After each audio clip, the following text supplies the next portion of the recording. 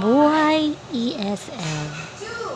Kaya kailangan preparado kahit saan.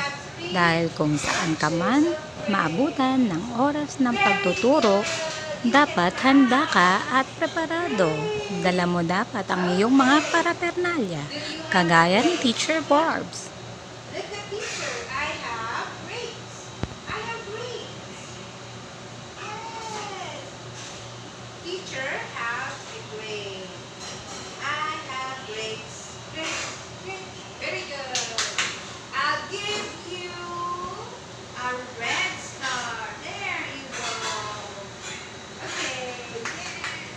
Red star for Yum Yum.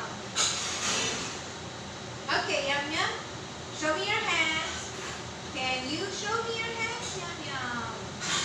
Thank you, Teacher Barbs, for teaching. Okay.